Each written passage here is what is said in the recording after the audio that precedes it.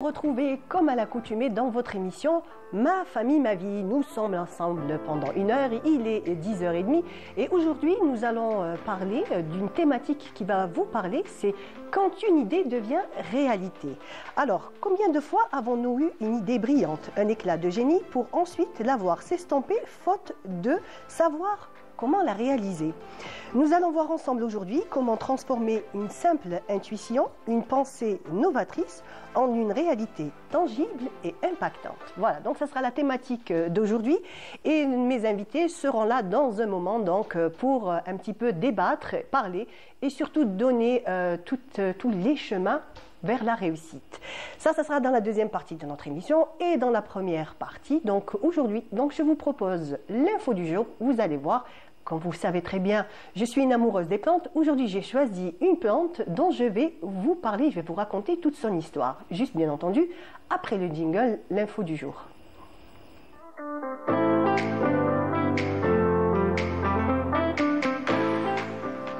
Alors, c'est une fleur que vous avez l'habitude de rencontrer un peu partout, que vous soyez à Alger ou on va dire ailleurs dans d'autres wilayas d'Algérie. C'est une plante qui est colorée, c'est une plante qui fleurit plusieurs fois dans l'année. C'est le bougainvillier. On va tout de suite le voir en image, comme ça vous aurez une idée parce que je suis sûre que vous la connaissez, mais peut-être pas son nom. Généralement, c'est les amoureux des plantes, c'est les jardiniers, c'est ceux qui ont la main verte, qui aiment bien avoir donc les noms de toutes les plantes. Donc, pour le bougainvillier, donc c'est une plante grimpante. C'est une plante qui nous vient donc d'Amérique latine. Donc il y a quelques siècles, elle a d'abord commencé, on va dire un petit peu à s'exporter vers l'Europe. Elle était plantée uniquement, on va dire dans les palais, dans certains endroits où elle était cultivée amoureusement. Mais bien entendu, donc il est difficile donc de garder une plante pour soi. Pourquoi? Parce que la nature fait bien les choses. Donc les graines vont là où elle veut. Il y a aussi les oiseaux qui viennent aussi qui dispersent les graines. Et il y a bien entendu ceux qui peuvent passer, prendre une petite bouture et la planter chez eux. Donc voilà comment le bougainvillier a fini par se démocratiser et arriver dans les maisons, dans toutes les maisons, surtout donc le bassin méditerranéen. On sait très bien que c'est une plante, étant donné que c'est une plante qui nous vient d'Amérique du Sud, donc elle aime la chaleur, elle aime aussi donc même un petit peu la sécheresse. On sait très bien que pendant nos étés sont très longs et très chauds et malgré ça, donc le bougainvillier fleurit. Pourquoi avoir un bougainvillier à la maison? Parce que tout simplement, ça peut vous cacher. On a généralement dans nos maisons, si on a la chance d'avoir une villa ou alors un joli balcon, on pourra aussi la mettre dans des balcons. Vous verrez qu'on peut aussi généralement on la met contre des murs. Quand on a un mur qui n'est pas très joli à voir, donc peut-être même pour un vis-à-vis, ce qu'il y a, c'est que c'est une plante grimpante et qui a une croissance rapide. Donc au bout d'1 année à 2 ans, elle va pouvoir palisser tout un mur. Bien entendu, à condition, vous allez voir, c'est un peu contradictoire, à condition de la tailler. En fait, c'est une plante qui adore être taillée. Pourquoi? Parce que tout simplement, pourquoi il va falloir la tailler? Parce qu'en fait, les fleurs sortent sur les nouvelles tiges. Donc, les anciennes tiges, elles ne fleurissent pas. Donc, d'où l'intérêt de toujours la rafraîchir. Elle adore être rafraîchie, bien entendu. Et en ce qui concerne les couleurs, pendant longtemps, il n'y avait qu'une seule couleur. Donc, on avait le violet qu'on retrouvait un peu partout. Et là, un peu partout, pardon. Et là, ces dernières années, donc les pépiniéristes, bien entendu, donc seront un petit peu toujours à la page. On sait très bien que certains pays d'Europe sont vraiment excellents dans tout ce qui est nouvelles espèces. Et là, il y a des nouvelles espèces, de nouvelles variétés qu'on retrouve. Donc, il y a le blanc, il y a le rosé, il y a le saumon, il y a le jaune. Et là, franchement, ça peut faire vraiment une palette de couleurs magnifique qu'on peut avoir à la maison. Donc, comme je vous l'ai dit tout à l'heure, on peut aussi l'avoir dans son balcon. Faut pas être jaloux. Donc, si on l'a pas dans son jardin, on peut l'avoir dans son balcon. Il s'épanouira vraiment à la perfection. Du moment où on lui mettra donc un pot assez grand, pas trop lourd, bien entendu. Choisir toujours des pots en plastique de façon à ce que ça ne soit pas trop lourd donc pour notre balcon. Ce qu'on fera, c'est qu'on prendra une bouture si on a envie. Donc tout dépend parce qu'il y a certaines personnes, par exemple comme moi, j'aime bien prendre une bouture et faire l'expérience à la maison. J'adore la voir, faire le système racinaire et tout. Il y a des personnes qui sont moins patientes, donc ce qu'on fera, tout simplement, on ira chez notre pépiniériste, on pourra acheter donc un sujet, tout dépend de ce qu'on a envie d'avoir. Donc si on veut avoir un petit, qu'on va faire grandir et voir ses lumière, on pourra l'acheter petit, ou alors si on est pressé, donc on achètera directement 2 grands sujets. Donc franchement, en ce qui concerne les prix sont absolument abordables. Ça commence entre 400 jusqu'à 1200 dinars. Bien entendu, après tout dépendra de la taille, puis bien entendu il sera grand. et plus il sera cher et c'est normal. Donc pour l'entretien, comme je vous l'ai dit, il va fleurir plusieurs fois dans l'année. Donc il fleurit en juin, il fleurit en septembre, il fleurit même aussi au mois de janvier. Donc c'est voilà l'intérêt d'avoir un bougainvillier parce que pratiquement toute l'année, on aura des couleurs et des fleurs.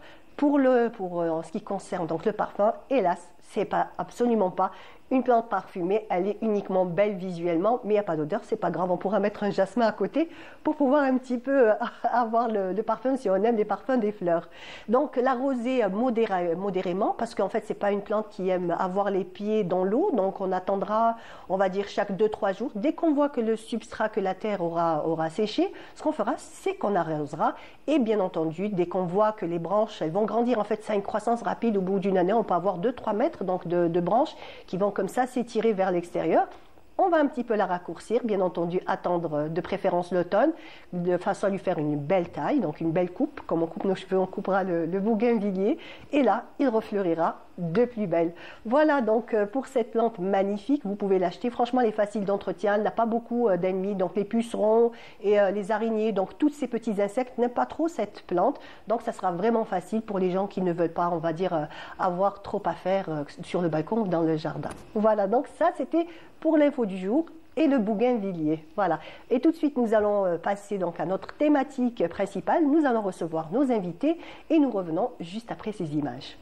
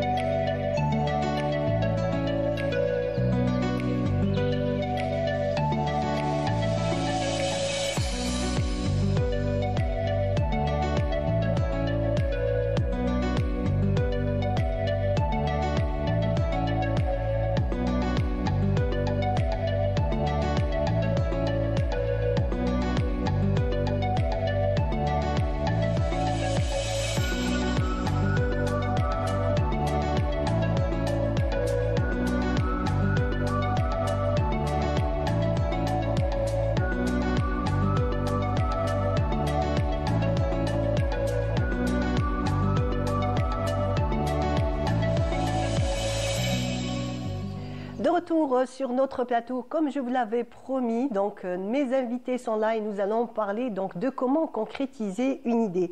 Et donc j'ai le plaisir de recevoir donc Imen Amina Mahmoudi. Bonjour. Bonjour. Bienvenue à vous. Merci à vous. Merci d'être là. Donc vous êtes directrice du Centre de soutien à la technologie et à l'innovation. Tout à fait. Voilà, bon. Donc, je vous remercie pour l'aimable invitation. Effectivement, donc, je suis directrice du Centre d'appui à la technologie et à l'innovation au niveau de l'Université Alger 2.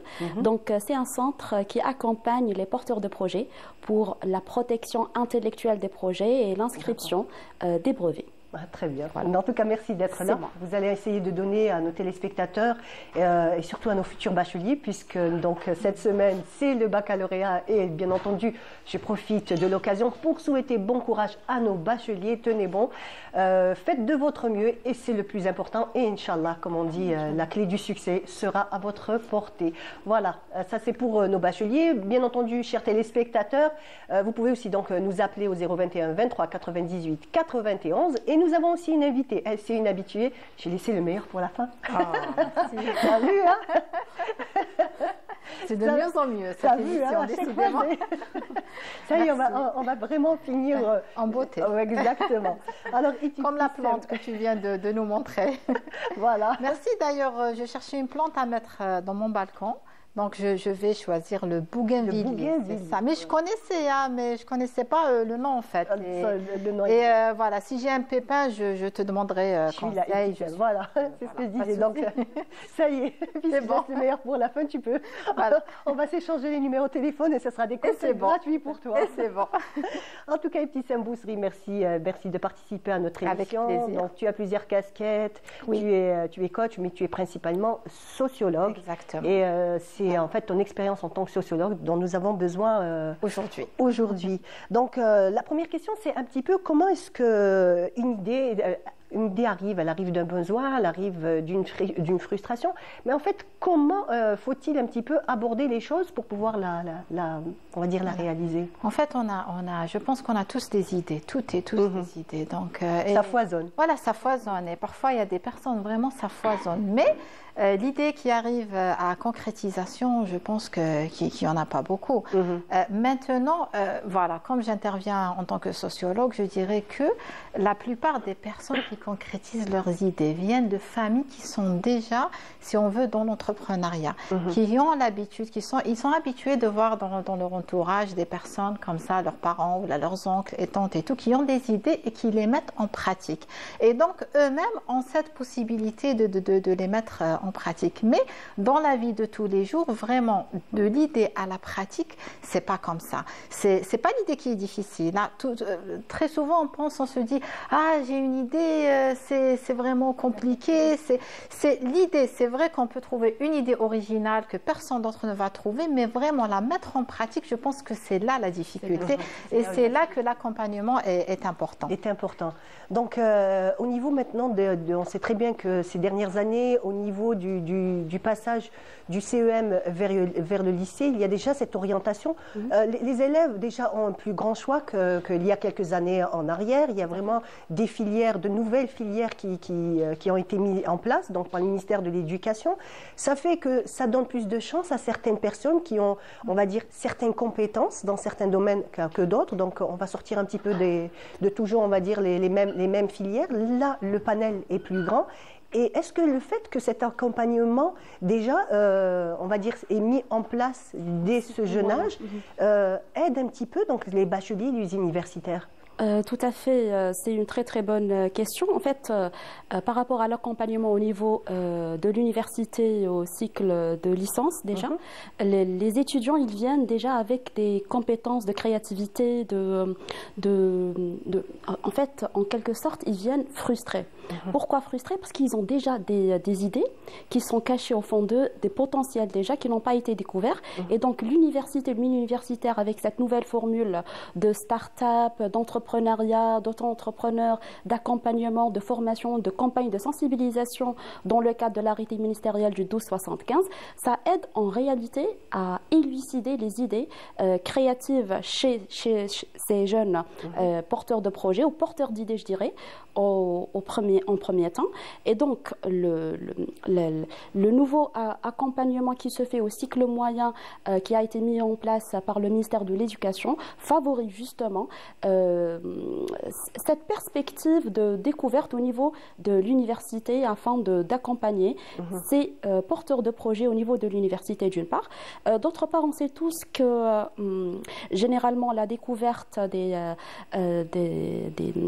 comment dirais-je, des enfants, des surdoués, ça se passe au niveau vraiment très jeune. Oui. Et donc, l'accompagnement à un âge très jeune favorise l'explosion d'idées arrivant à la phase de l'université. Donc, voilà. Donc déjà découvrir on va dire, ce potentiel, voilà, ce potentiel chez les enfants, les accompagner déjà très jeunes, déjà ça donne un peu plus d'assurance, un peu plus de force. Oui, bien sûr. L'enfant, il regorge il regorge d'idées, de potentiel, d'imagination débordante, etc. Voilà. Au contraire, il faut encourager l'enfant à développer cette imagination. Tout à fait, Ibtissam. D'ailleurs, généralement, les étudiants, quand ils viennent me voir ou quand ils sont dans le cadre de l'incubateur de l'université, ils viennent avec une idée en tête pour la concrétiser. Ils disent la fameuse phrase, depuis toute petite, tout petit, j'ai un rêve, j'ai un rêve et je veux le concrétiser. Et grâce à cette nouvelle formule, un diplôme, une start-up, ça va me permettre justement de concrétiser ce rêve-là que j'ai tant eu depuis mon enfance. Parce qu'en fait, il faut dire qu'avant, l'université jouait très bien son rôle, qui était de un peu former, de former, de former les étudiants. Mais il n'y avait pas en fait ce plus qui permettait aux étudiants d'explorer le plein potentiel. Et c'est ça en fait la nouveauté, la nouveauté aujourd'hui. Voilà, donc les choses s'améliorent. On va dire que même aussi on essaye de vivre avec notre temps, puisque les schémas ne sont plus comme ils étaient il y a quelques années. Il y a des nouveaux métiers qui sont en train d'apparaître, qui vont peut-être disparaître. Beaucoup de nouveaux métiers qui sont en train d'être... Tout à fait. D'ailleurs, on préconise beaucoup plus au jour d'aujourd'hui l'innovation et l'intelligence artificielle. C'est-à-dire qu'on doit accompagner nécessairement la numérisation de tous les secteurs d'activité, que ce soit dans le tourisme, dans l'enseignement, la pédagogie, le traitement de fichiers financiers, etc. Donc, toute cette démarche qui a été mise en œuvre justement par l'État algérien favorise justement l'accompagnement au niveau même de l'université déjà pour les préparer au marché socio-économique. D'accord. Donc l'évaluation de la fiabilité, est-ce que c'est une étape cruciale pour un projet? Bien sûr, tout projet nécessite une étude de marché, déjà. En premier temps, si j'ai une idée, par exemple, je veux la concrétiser, je dois d'abord répondre à certaines questions, par exemple, pourquoi, comment et pour qui. Donc, je dois connaître ma cible du marché, donc je dois connaître les segments du marché, je dois faire une analyse de marché. Est-ce qu'en réalité, est-ce qu'il y a une forte demande? Il n'y a pas de demande. Donc, si je vais mettre sur le marché ou exposer sur le marché un service donné ou un produit, je dois nécessairement savoir s'il y a une demande. Je ne peux pas proposer quelque chose où la demande, elle n'y est pas. On est d'accord. Donc, voilà, l'étude de marché, elle est très cruciale, je dirais, pour la faisabilité et la concrétisation du projet sur le marché. Donc ça, c'est un des premiers critères. Donc tout à ça, fait. C'est examiner le marché. Il faut tester le marché. Il faut répondre aux questions. La structure du projet aussi. Est-ce que c'est important que le projet soit structuré? Bien sûr. La structure du marché, la structure du projet, passe par... généralement 4 étapes essentielles. L'étude de marché, c'est-à-dire je dois connaître déjà mon point de départ, où je suis, d'accord, et où je vais.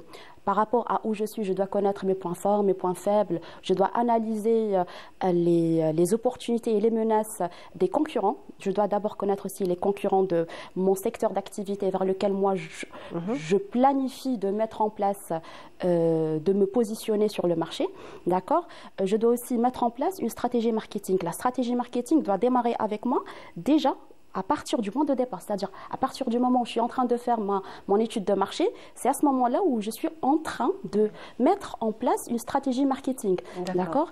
Et donc, à partir du moment où je sais où je suis, je saurai où je vais.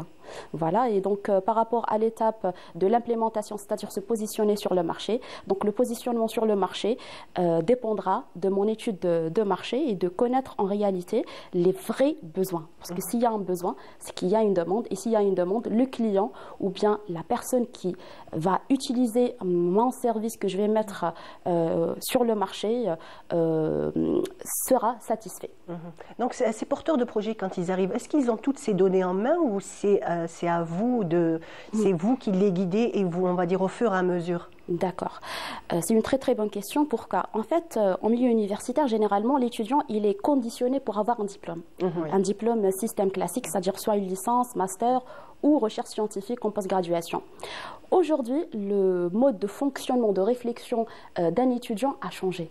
Pourquoi? Parce qu'il se prépare au jour d'aujourd'hui, c'est-à-dire quand il est en phase de préparation de sa licence en fin de cycle de licence, il peut avoir une idée, il peut la concrétiser. C'est-à-dire en même temps, il peut avoir son diplôme et en même temps, il va devenir auto-entrepreneur.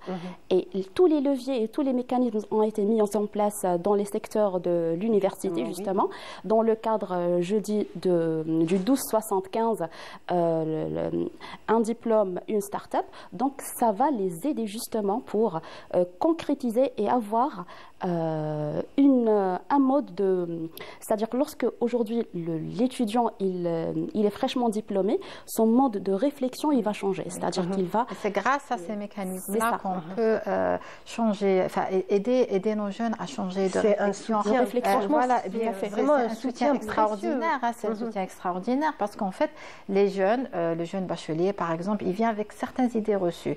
Je dois directement finir mes études, trouver un emploi. Je ne peux pas ouvrir une entreprise sauf si je viens d'une famille qui a déjà les moyens financiers. Alors qu'à partir de vraiment de peu, on peut lancer son projet, à condition d'être bien accompagné. Voilà, d'autres idées reçues. Alors, une entreprise, c'est des bureaux, des secrétaires. Pas du tout. Aujourd'hui, la donne a changé. Aujourd'hui, une simple application permet à un porteur de projet d'avoir son propre business, sa propre entreprise. D'ailleurs, toutes les formules qui sont mises à la disposition de ces porteurs d'idées, avant que ça soit un porteur de projet, donc ces porteurs d'idées, c'est-à-dire il y a des facettes à l'université, il y a le centre d'appui à la technologie et l'innovation pour accompagner, pour sensibiliser et pour protéger également, et pour mettre en liaison ou connecter ces porteurs d'idées avec les institutions partenaires comme l'ONDA, comme l'INAPI et comme l'Organisation mondiale de la protection intellectuelle. D'ailleurs, récemment... Donc, en fait, il faut commencer par là, c'est déjà protéger l'idée. Est-ce que c'est, on va dire, la première des choses à faire? En fait, pas forcément. Pourquoi? Je vais m'expliquer. À partir du moment où un étudiant il vient avec une idée, d'ailleurs, on doit d'abord comprendre la faisabilité de cette idée-là. Est-ce qu'en réalité, cette idée, elle existe déjà sur le marché? Si elle existe, quelle serait, comment dirais-je, le mise à tenef aussi, voilà, la différence. La différence, voilà, exactement. C'est-à-dire, qu'est-ce qui fait la valeur ajoutée de son projet? Voilà. Après, si elle n'existe pas, alors qu'est-ce qui fait que ce projet il n'existe pas? Donc, on va les orienter pour une base de données de l'INAPI, justement, pour voir est-ce que ce projet-là, il existe ou il n'existe pas. Donc, s'il n'existe pas, il va y avoir des accompagnements, des revendications à protéger dans le produit, dans le service en question, s'il s'agit d'un service. D'une part. D'autre part, donc, j'ai dit qu'il y a le CATI, donc pour mettre en liaison avec les institutions partenaires de protection, d'accompagnement, de sensibilisation. En deuxième lieu, on trouve l'incubateur. L'incubateur de l'université, c'est le centre qui permet justement aux porteurs de projets d'être accompagnés du début jusqu'à la fin en suivant plusieurs formations. Des formations qui concernent le plan financier, le marketing, études de marché, soft skills, comment devenir auto-entrepreneur. Donc tout ça, toutes ces formations, ils suivent ces formations pendant leur cursus universitaire en parallèle de son cursus universitaire académique. D'accord, donc qui est offert par l'université. Par l'université à titre gratuit, justement. Voilà, justement, c'est ça qu'il faut... Avec des formations de haut niveau. Et des formateurs, des experts, c'est des formateurs experts du marché du travail, chacun dans son secteur d'activité. Aussi, il y a le mentoring qui permet, donc je laisse Ibtissam parler de ça. Le mentoring, il est très important parce qu'en fait, ce sont des personnes qui sont expertes dans un domaine qui vont accompagner. Et en fait, le mentoring, si on veut, c'est un raccourci. C'est un raccourci. Au lieu que ce jeune passe des années à chercher son projet, le mentor, il est là. Ne pas savoir où s'adresser. Ne pas voilà, à qui s'adresser, que faire, quel chemin suivre, être perdu, vraiment. Le mentor, il est là pour guider. Et donc, dans le programme universitaire, il y a toujours des sessions de mentoring où on ramène des experts, des Algériens, mais très souvent qui ont une expertise en Algérie et à l'international. Et voilà, c'est pour ça que je vous dis, on est au diapason. On est à l'international. C'est très important. Est-ce que, on va parler des finances, est-ce que le côté financier a son importance au début du projet ou non? Bien sûr. C'est une très très bonne question. C'est la question qui revient à chaque fois des porteurs de projets et porteurs d'idées. Généralement, lorsqu'un étudiant il vient, voilà, il expose ses préoccupations, ses questions et ses problématiques. Généralement, la problématique principale tourne autour du financement. Est-ce que j'aurai suffisamment de budget pour concrétiser mon projet? On doit expliquer les démarches parce que c'est tout un process à suivre. C'est des formations. C'est d'abord une exposition de cette idée sur le comité d'expertise du comité scientifique de l'incubateur. Par la suite, c'est des sessions d'accompagnement, des sessions de formation, du mentoring, des participations aussi à des événements dans le domaine de l'entrepreneuriat. Comme vous le savez, aujourd'hui, l'État algérien s'est inscrit dans cette ouverture d'auto-entrepreneuriat dans dans tous les domaines, dans tous les secteurs d'activité. Lorsqu'on parle d'auto-entrepreneurs, on parle dans le domaine du tourisme, dans le domaine de la traduction, traitement de langue, dans les finances, comptabilité, tout domaine confondu, parce qu'on est dans une démarche de numérisation de tous les domaines, tous les secteurs. On va revenir sur ce point, parce que c'est un point très très important. Il faut vraiment mettre en lumière donc, tous les efforts qui sont mis par l'État algérien. Nous avons juste un appel. Nous avons un appel de Nedia d'Alger. Bonjour Nedia. Oui, bonjour. Bonjour, merci de votre appel. Mais je vous en prie, c'est moi qui vous remercie pour l'émission. Le thème, il est vraiment très bien sélectionné, j'ai adoré. D'autant plus qu'il s'agit d'une petite question que je voulais poser. Donc, il ne s'agit pas d'universitaire, en fait. J'ai mon fils qui va passer son bac. Et franchement, il ne sait pas ce qu'il veut faire. Et moi-même, je ne sais pas vers quoi l'orienter. Donc, avant d'arriver à l'idée et au projet, notre projet, nous, au niveau de notre famille aujourd'hui, c'est comment orienter nos enfants bacheliers vers on va dire, vers une filière qui leur corresponde, vers un penchant, là où ils vont s'épanouir pour que justement plus tard, son idée pourrait devenir un projet d'une façon plus, on va dire, plus facile. Voilà, c'était ça ma question pour les experts. Merci beaucoup Nadia. C'est moi, madame. J'imagine qu'il y a beaucoup de mamans dans votre situation. Elles sont nombreuses, nous sommes nombreuses. Donc, en tout cas, je tiens à féliciter cette dame parce qu'en fait, elle est consciente qu'on doit accompagner son enfant, tout simplement. C'est pas comme il y a quelque temps de cela. Ton père est médecin, tu seras médecin. Ta mère est avocat, tu seras c'est bon, c'est ficelé, c'est réglé. Voilà. Qu'est-ce que tu aimes? La lignée continue. Donc, elle pourrait peut-être tout simplement, enfin, je sais que c'est un peu complexe, mais tout simplement poser la question à son enfant, tu aimes quoi? Tout simplement. Tu aimes quoi? Oui. Quel est ton... Et à partir de là, c'est en fait l'art du questionnement, question-réponse, et il va retrouver son chemin. Je pense que je rebondis aussi sur cette problématique de cette dame, justement, et qu'on remercie énormément et chaleureusement pour son sens de responsabilité envers son enfant et sa carrière professionnelle dès maintenant.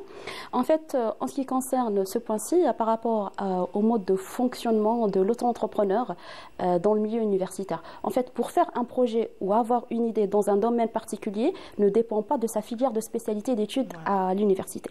C'est-à-dire, je suis dans le domaine de la traduction, j'ai une idée, cette idée m'a toujours tourmenté l'esprit depuis toute jeune et je veux faire quelque chose qui est en relation avec le tourisme. Donc j'ai cette possibilité. Ça n'a absolument rien à voir. Mais pas du tout. D'accord. Mais en fait, ça n'empêche pas. L'un n'empêche pas l'autre. Mais pas du tout. Pas du tout. À partir du moment où l'étude de marché nécessite justement d'identifier les points forts, les points faibles, les opportunités et les menaces. Donc par rapport aux opportunités d'ailleurs, donc j'ai déjà une idée, je veux la concrétiser, j'ai protégé mon idée. Après, par rapport aux points faibles, je peux faire appel à des spécialistes dans le domaine qui feront partie de mon projet à moi. D'accord. Donc il n'y a plus ce cloisonnement. En fait, il n'y a plus ce cloisonnement dans lequel on était. Donc inclusif. D'accord. Je vais te donner un exemple. C'est extraordinaire quand même. Il y a beaucoup de personnes qui ont des licences, des ingénieurs même, qui se sont lancés dans la coiffure et l'esthétique. Vous me direz, ça n'a rien à voir. Mais alors la personne, quand je lui parle, elle me dit, moi, depuis toute petite, j'adore faire des nattes. C'est mon... Exactement, c'est vrai. Tout simplement, c'est simplement. Et en fait, ils lient leur passion à leur domaine, de spécialité. Par exemple, il y a une personne qui a fait chimie et qui s'est lancée dans la coiffure. Moi, elle me dit la chimie, la coiffure, mais pour moi, c'est une symbiose incroyable. C'est faire des couleurs, c'est matcher les couleurs, c'est de la chimie. Pour elle, elle est en train de faire la chimie. La chimie. Voilà. Ce qui est extraordinaire, c'est quand, par exemple, on est en train de faire nos études universitaires, on se dit peut-être qu'en milieu de parcours, on se dit finalement, c'est pas aussi bien que ce que je voulais ou c'est pas vraiment ce que j'aime. En fait, on n'est pas frustré parce que, en fait, même la porte de sortie mène un peu partout. C'est ça qui toutes les rues mènent à Rome. En fait, par rapport à ce point-ci, comme on est en pleine perspective de convergence économique, de convergence financière, disciplinaire et tout, donc tout est lié. Tout est lié. On parle d'interdisciplinarité, de transdisciplinarité, de transcréation, d'intercréation. Donc tous les domaines aujourd'hui se rapportent, se connectent d'une manière ou d'une autre. Voilà. Et puis ce qui est bien aussi, c'est que par exemple les sciences humaines, avant les étudiants dans les sciences humaines pensaient ne pas pouvoir par exemple faire des plateformes, des applications et tout. Pour eux, non, les sciences humaines, ça ce sont les étudiants d'autres spécialités. Voilà, nous on reste, alors que non, maintenant, vraiment, grâce à ces mécanismes d'accompagnement, même ceux qui ont fait des sciences humaines, ils ont autant de chances que les autres spécialités de pouvoir s'épanouir dans des projets donc, tels que des applications, des plateformes et tout, qui sont en rapport avec leur spécialité. On voit de plus en plus de reconversions professionnelles aussi. C'est vraiment, autour de nous, c'est devenu, je dirais même, très tendance. Oui, tendance, exactement. D'ailleurs, moi, je suis l'exemple. Oui, très bien, je suis un très bon exemple vivant. Oui, je suis exemple. En fait, moi, je suis maître de conférence à l'université, à Alger 2.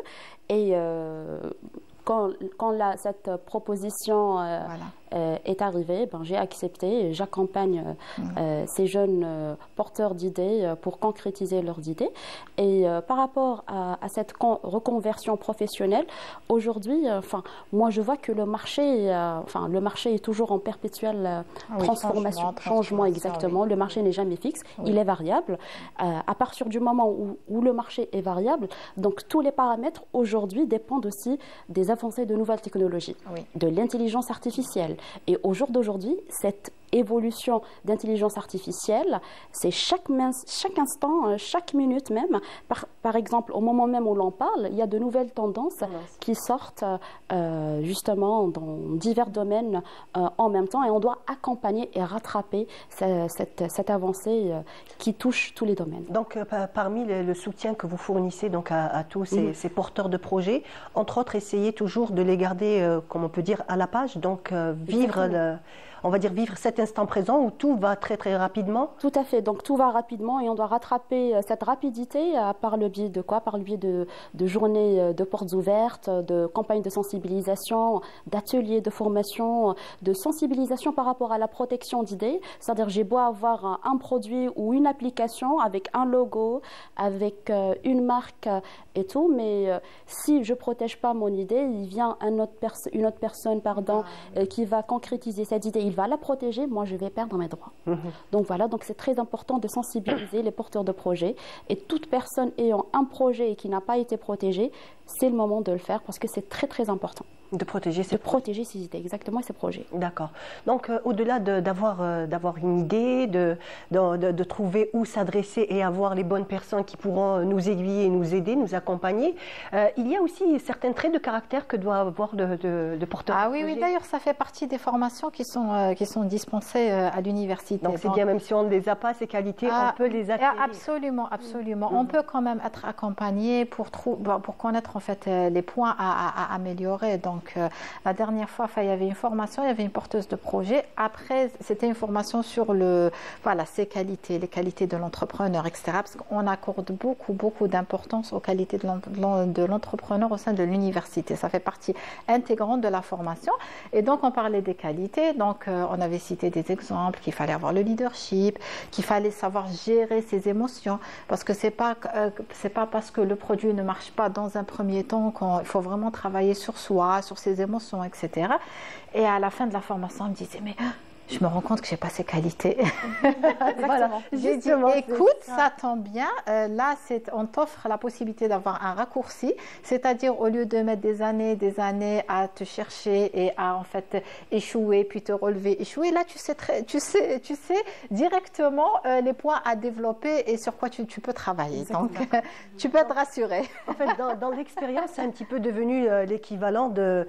Autrefois, quand on voulait chercher un mot, on allait au dictionnaire, c'était le temps qu'on passait à chercher le mot. Maintenant, c'est des fractions de secondes. Tout se fait. Oui, donc, même l'expérience, on peut l'acquérir de cette manière-là. Oui, bien sûr. Donc, c'est une expérience qui se nourrit. Donc, des fois, c'est une expérience personnelle ou c'est une expérience d'une personne qui est dans le domaine, sur le terrain, justement, d'où on fait appel dans les sessions de mentoring à des experts du domaine, du marché, pour témoigner, justement, et donner leur savoir-faire pour guider ou élucider certaines ambiguïtés dans les esprits des porteurs de projets. Voilà, en parlant des traits de caractère et voilà, tout ce qui est social, société, vous savez qu'on a toujours le truc intergénérationnel. C'est-à-dire là, il y a par exemple une jeune fille elle se dit oui, je vais faire une application, une start-up et tout. Le papa lui dit non, on va trouver un boulot comme ça, rémunéré. Oui. Voilà.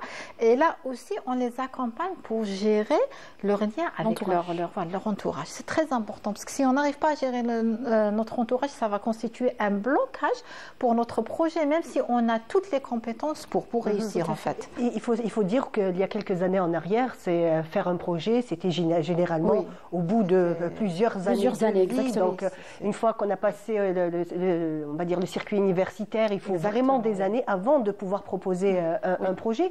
Et les parents, ils sont comment les parents aujourd'hui face à leur enfant? Donc dès qu'il finit l'université, il se dit ah voilà, j'ai un projet. C'est quand même très rapide. Hein? Mais je pense que le parent déjà quand il voit que son enfant est en train de se former à l'université, qu'il y a des mécanismes, etc., il est peut-être plus cool, on va dire plus cool peut-être par rapport à ça, parce qu'il s'habitue, en fait, on va habituer donc l'étudiant et le parent à l'idée dès qu'il intègre l'université. C'est pas comme avant, c'est pas là il commence à travailler puis il se dit je vais lancer une entreprise et tout. C'est vrai.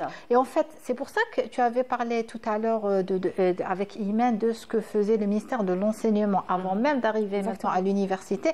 On commence à préparer un peu les lycéens, etc. Donc plutôt, et c'est ça qui est important, c'est que plutôt on prépare le lycéen, l'étudiant et même l'enfant, voilà, et plutôt il va être ouvert en fait, aux idées, à l'entreprise et les parents aussi. Exactement. Donc il aura on va dire une meilleure visibilité du futur. Bien sûr, je laisse Imen. Bien sûr, tu voulais dire quelque chose. Je rebondis juste sur un point. Quand vous étiez en train de débattre le sujet de la sensibilisation, l'idée et tout, aujourd'hui beaucoup de business se sont lancés à partir d'un buzz. À partir d'un buzz sur les réseaux sociaux et tout. Justement, dans le module que je dispense dans le cadre du CDE, le Centre de développement de l'entrepreneuriat, ou bien dans l'incubateur, c'est l'étude de marché et marketing, je leur explique que des fois, il suffit juste d'un déclic pour lancer un projet. Aujourd'hui, tout dépend d'un déclic. C'est-à-dire que je n'ai pas forcément une idée sur le tas ou bien une idée qui me hante depuis toute ma tendre enfance ou autre. Des fois, il suffit d'un déclic. Je regarde, je constate quelque chose dans la société, un déclic ou une petite étincelle comme ça. Comme on dit, de la communication jaillit la lumière. Des fois, d'une petite conversation avec une personne dans le domaine d'où il est important de faire appel à des spécialistes pour accompagner ces porteurs de projets, parce que, comme on dit, de l'accompagnement jaillit la lumière chez les porteurs de projets. Des fois, le porteur de projet, il a une idée, il sait ce qu'il veut, mais en réalité, il ne sait pas comment s'y prendre. Donc, ces experts les aident énormément pour savoir qu'est-ce qu'ils veulent en réalité, pour avoir un business model Canva, le BMC, un BMC qui puisse justement être faisable ou concrétisable sur le marché. Très bien. Donc, voilà. On va revenir, c'est très très intéressant donc, le point que vous êtes en train de soulever. Nous avons Lina d'Alger, donc nous avons un appel. Bonjour Lina. Bonjour, comment allez-vous? Ça va, je vous remercie. Merci de votre appel. Oh, merci à vous, c'est très gentil. C'est toujours bien de partager avec vous. En tout cas, alors, on est très heureux de vous avoir. Donc, vous avez une question à poser? Non, en fait, j'ai une petite intervention à faire. Allez-y. Sur le programme et l'émission que j'ai d'ailleurs énormément apprécié. Je voulais parler donc de l'orientation, de l'importance de l'orientation des bacheliers, qui est quelque chose qui reste de très très très important, notamment le fait de bien choisir son orientation. Car en fait, pour les universitaires et même ceux qui passent le bac, tout et les idées de projet, tout commence justement dans l'orientation. Et c'est quelque chose qu'on a l'habitude parfois de négliger. Le fait de bien choisir l'orientation adéquate et surtout qu'il faut pour ces jeunes. Donc tout commence par là, et puis plus tard, lorsque ces jeunes-là vont à l'université et qu'il y a plus tard un développement d'idées, donc là, le tout début de cette idée, c'est comme on va dire une lumière qui jaillit dans le cerveau. Plus tard, il y a la phase de construction qui est encore plus importante que toute autre chose. Et c'est dans cette phase-là, la phase de construction, où il faut qu'il y ait un soutien, où il faut que ces jeunes-là se fassent aider pour qu'ils puissent justement développer encore plus et construire leurs idées sur des bases assez solides. Car la plupart du temps, on remarque que ces idées, parfois, et surtout avec le temps, quand il y a une mauvaise orientation ou un mauvais choix universitaire qui n'est pas adéquat, en règle générale, les idées de base ou ce qu'on pensait être des rêves finissent avec le temps par disparaître et être étouffés par le quotidien et le choix par lequel on est mené. Oui, le mauvais choix. Voilà, d'où l'importance de vraiment bien choisir son orientation et surtout être bien suivi, savoir exprimer également nos pensées, donc les pensées et surtout les idées dans lesquels on veut se baser ou construire des projets, savoir également faire des business plans, ce qui est très très très important, une bonne organisation, et puis toujours commencer sur de bonnes bases. Voilà, ce sera mon conseil que je pourrais donner aux jeunes d'aujourd'hui. Merci beaucoup Dina, merci de votre intervention et surtout d'avoir soulevé donc ce point qui est très important, comme je l'ai dit. Donc le choix maintenant, le choix est vraiment, ils sont multiples de nos jours. Il y a énormément de nouvelles filières qui sont en train on va dire, d'être mises en place. C'est pour ça que c'est bien de discuter avec les parents. Justement, peut-être qu'avec Ibtissam, c'est cette question que je voulais te poser, ça revient souvent. C'est en fait imposer les choix aux enfants, aux adolescents au niveau du lycée. C'est quelque chose qu'il faudrait vraiment qu'on cesse de faire. Imposer, parfois c'est imposé sur la base de préjugés. Par exemple, tu as fait littéraire, absolument. Non, les littéraires c'est des nuls, les littéraires c'est ceci. Il ne faut pas avoir de préjugés comme ça.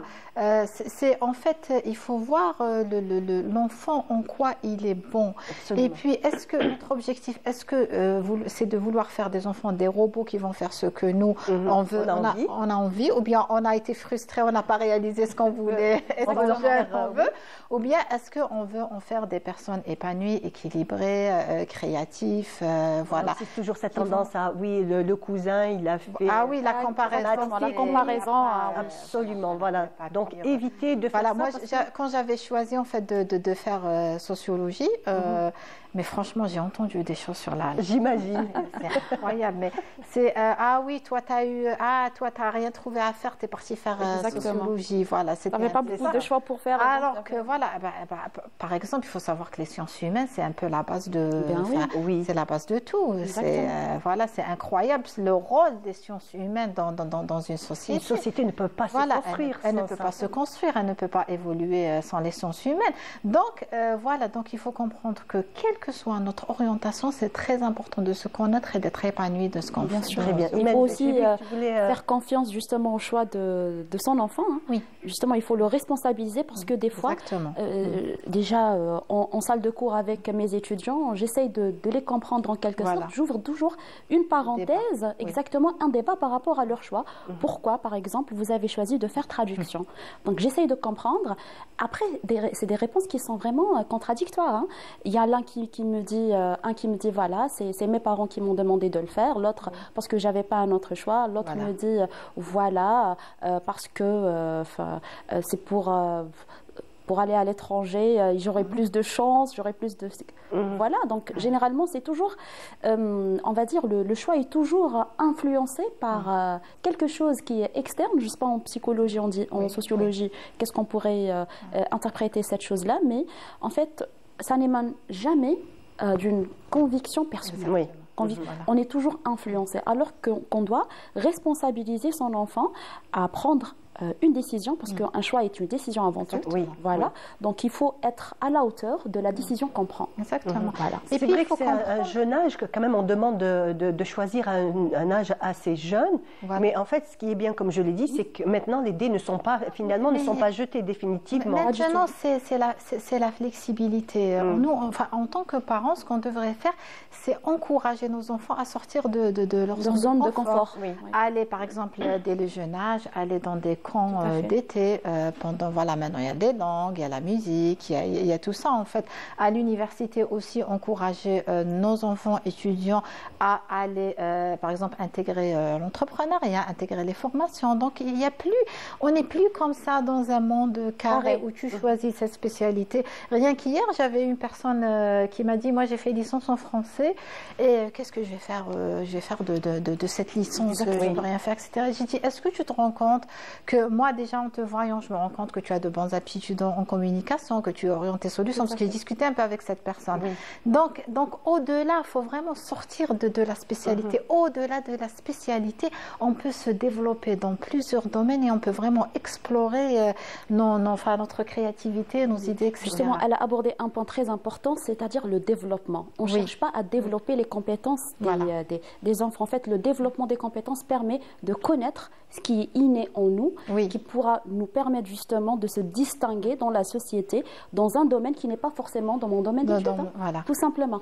Parce qu'en recrutement, généralement, on favorise beaucoup plus les soft skills, Les soft skills, voilà, par les rapport compétences au, d'os, par rapport au diplôme. Déjà, Parce oui. qu'en recrutement, le diplôme, c'est une option, c'est un grade académique, scientifique, mais après, c'est les soft skills qui sont plus importantes par rapport au... Et d'ailleurs, le programme universitaire, ce nouveau programme universitaire, permet d'accompagner les étudiants dans le développement de leurs soft skills et de manière générale de se développer dans différents domaines, parce qu'ils vont faire du marketing, ils vont faire des études de marché, des finances, pas forcément en profondeur, mais avoir les bases.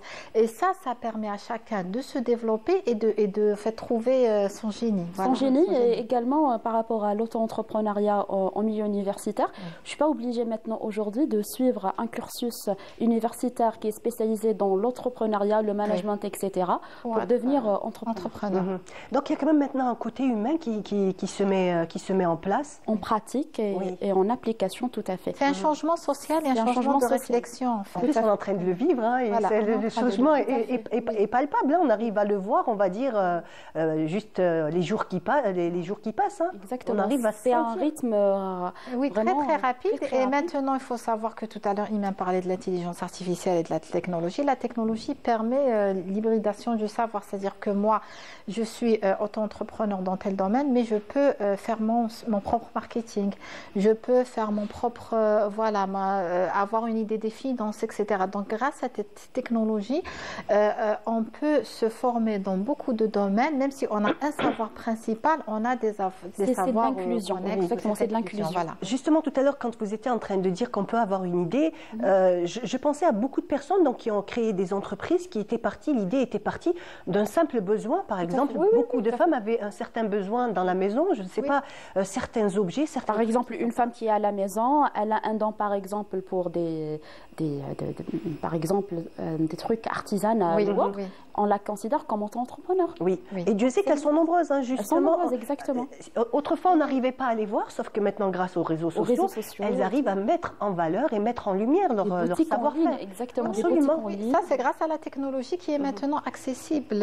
Voilà. Maintenant, les réseaux sociaux sont accessibles. On n'est pas obligé de passer par une grande publicité ou bien investir beaucoup d'argent et tout. Vous voyez, tout ça, c'est des choses qui nous facilitent vraiment la vie. Juste, j'attire votre attention par rapport à un point, justement, par rapport aux réseaux sociaux et l'accessibilité. Cette accessibilité est une arme à double tranchant. C'est-à-dire que si j'exerce une activité où elle nécessite une protection, je dois être en mesure de protéger mon idée, mon business. Si toutefois je défends par exemple une marque ou quelque chose que j'ai moi-même créé ou innové. Donc je dois passer par là. Donc vous, étant au niveau de l'incubateur, est-ce que vous voyez qu'il y a de temps en temps des freins? Quels sont les freins que vous rencontrez, que vous observez? Les freins qu'on peut rencontrer ou observer, en fait, généralement, c'est... venir peut-être un peu sans conviction. Le challenge, peut-être c'est porteur de projet, manque de confiance en eux. Je dirais beaucoup plus par rapport à ça. C'est des freins qui sont beaucoup plus liés à l'aspect psychologique du porteur de projet. C'est-à-dire qu'il vient, il y a de la motivation, mais il y a toujours un doute. Parce que vraiment, le challenge, c'est quoi? C'est de faire de l'idée un projet concret. Un projet, c'est ça. Voilà. Nous, on leur dit, est-ce que dans cette salle, est-ce que vous allez tous, oui, là, vous êtes motivés, tout. Mais en sortant de ces formations-là, est-ce que vous allez tous concrétiser votre projet? Et nous, c'est ça, c'est le challenge pour nous. C'est-à-dire, au moment de l'accompagnement, ils sont tous motivés. Mais Mais après, une fois que les formations se terminent, ils obtiennent leur diplôme de la start-up, etc.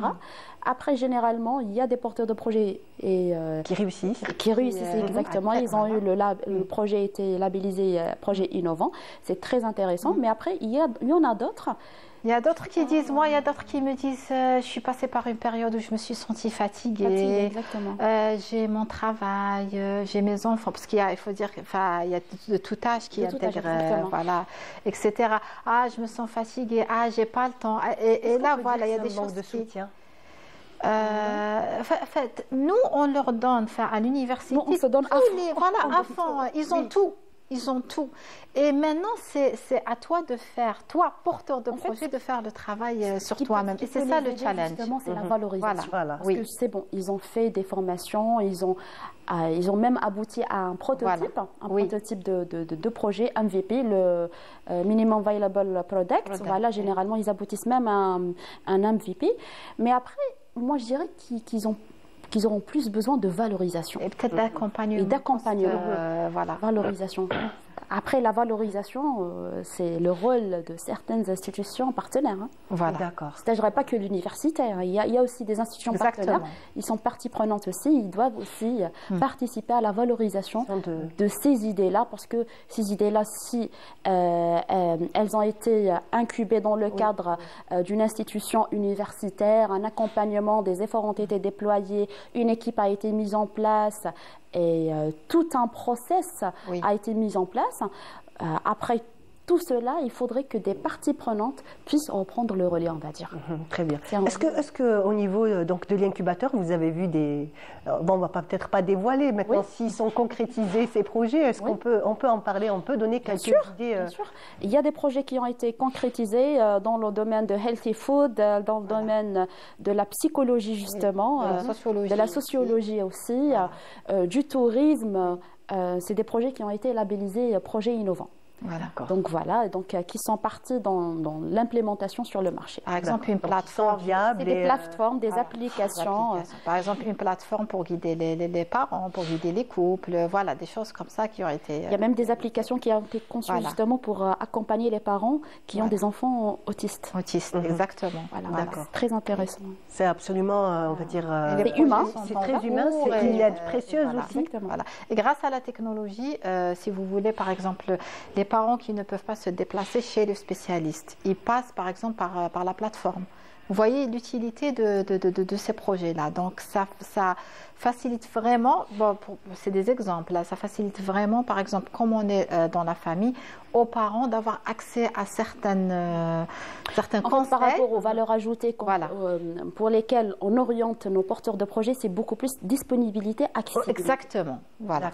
Donc l'accessibilité que Ibtissam aborde, justement, ça fait partie des valeurs ajoutées à proposer exactement dans les projets. Voilà. Donc on souligne toujours accessibilité, disponibilité, facilité, exactement, etc. Donc vraiment, il faut que ça soit accessible, facile, il ne faut pas que ça nous fasse perdre notre temps, et Dieu sait que maintenant le temps est précieux. Donc comparé aux années précédentes, est-ce que vous voyez beaucoup plus de projets, par exemple pour cette année, beaucoup plus de projets qui se sont concrétisés? Est-ce que le nombre a augmenté? Par rapport au nombre, je ne saurais vous donner un chiffre exact, mais par rapport aux années précédentes, plus on avance dans le temps, plus on reçoit des labels start-up. Donc plus on reçoit de la concrétisation.